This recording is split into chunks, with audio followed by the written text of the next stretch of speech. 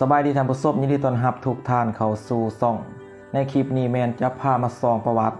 อดีตเจ้าแขวงจำปาสักและเจ้าแขวงจำปาสักคนปัจจุบันว่าทั้งสองท่านนี้เป็นไผมาจากไส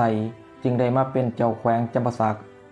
และเราจะไปเริ่มจากอดีตเจ้าแขวงจำปาสักกันก่อน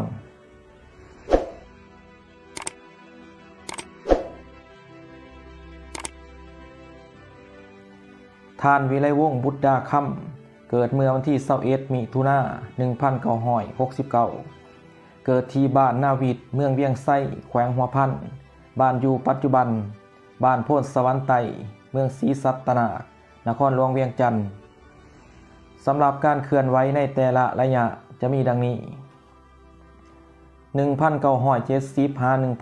1979เฮียนประถมอยู่โรงเรียนกองทัพโพนเข่ง1979 หา 1983เฮียนสั้นประถมอยู่โรงเรียนเต78 สสเวียดนาม1983 หา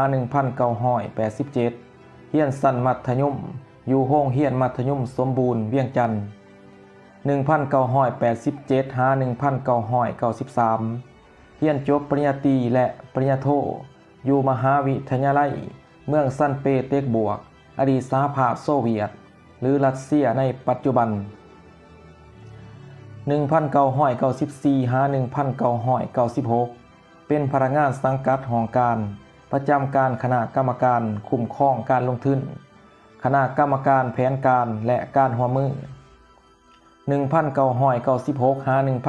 1998เป็นห้องหัวหน้าแผนกติดตามกวดกาและประเมินผลคณะกรรมการคุ้มครองการลงทุนและการร่วมมือเศรษฐกิจกับต่างประเทศสำนักงานนายกรัฐมนตรี1998 หา 1999เรียนจบปริญญาโทอยู่มหาวิทยาลัยแฮดดึงประเทศอังกฤษ2001 หา 2002เรียนจบปริญญาโทอยู่มหาวิทยาลัยแห่งชาติประเทศสิงคโปร์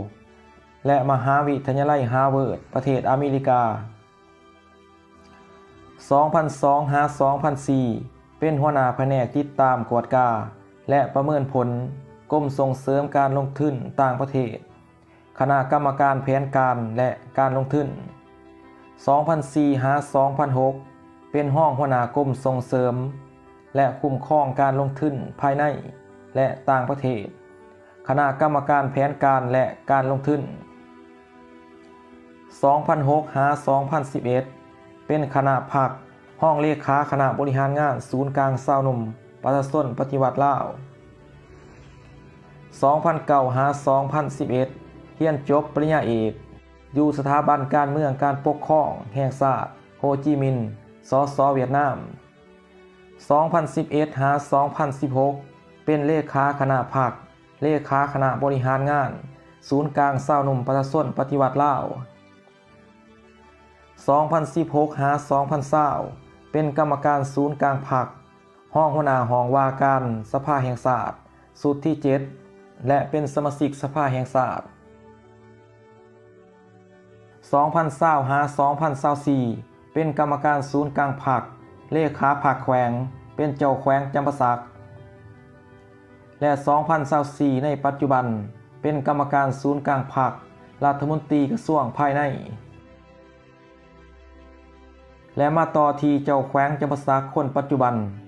ท่านอรุณไส้สูนราช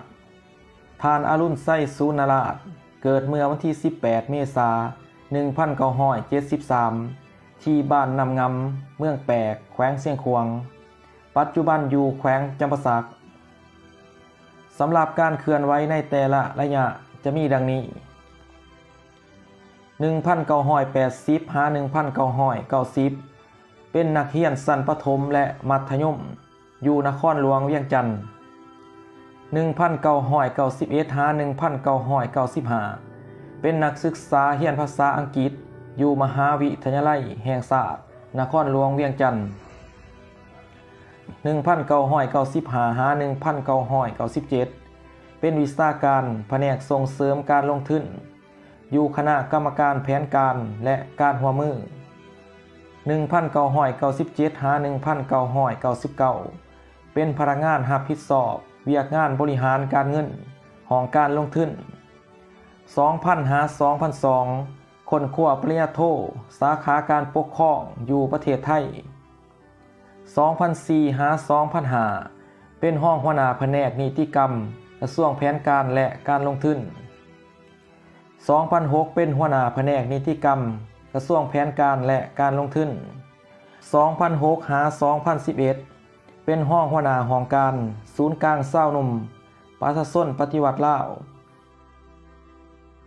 2012-2015 เป็นกรรมการคณะพรรคศูนย์กลางเศร้าหนุ่ม